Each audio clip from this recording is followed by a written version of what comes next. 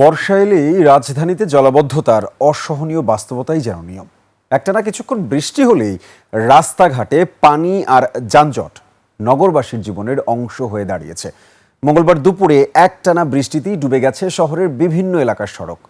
ওয়াসিম খানের ক্যামেরায় রাজধানীর জলজটের খবর দেখুন মাহতাব মিনহাজের প্রতিবেদনে। কেসারেন শেকড় থেকে শিখরে।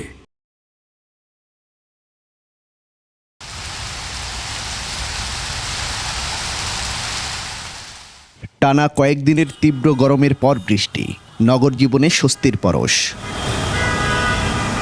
তবে বরাবরের মতোই স্বস্তির বৃষ্টির অস্বস্তিকর রূপ ধরা পড়ে ঘর থেকে বের হওয়ার পর। বিভিন্ন সড়কে তৈরি হয় জলাবদ্ধতা আর যানজট, ফলে ভোগান্তিতে পড়েন নগরবাসী।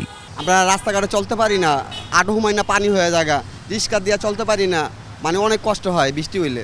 এখন হাইটে গেলাম 5 মিনিট, রিক্সা ভাড়া 30 টাকা, রিক্সা ভাড়া 80 টাকা, এইমাত্র রিক্সা 80 টাকা। কেসারেন শেকড় থেকে শিখরে। পথচারীদের পাশাপাশি ছোট ছোট যানবাহনের ইঞ্জিনে পানি ঢুকে যাওয়ায় বিপাকে পড়েন চালকরা। অল্প বৃষ্টিতে সড়কে পানি জমে যাওয়ায় প্রশ্ন উঠেছে ড্রেনেজ ব্যবস্থা নিয়ে।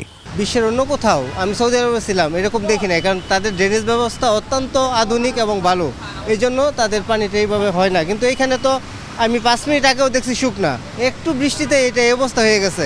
ঢাকা ওয়াসার কাছ থেকে দায়িত্ব গ্রহণের পরও জলাবদ্ধতা নিয়ে 2 সিটি কর্পোরেশন কাঙ্ক্ষিত অগ্রগতি না করতে পারায় তাদের দিকে অভিযোগের তীর নিক্ষেপ করছেন ভুক্তভোগীরা। আমরা চাচ্ছি এটা সিটি কর্পোরেশন খুব দ্রুত সমাধান করার চেষ্টা করুক।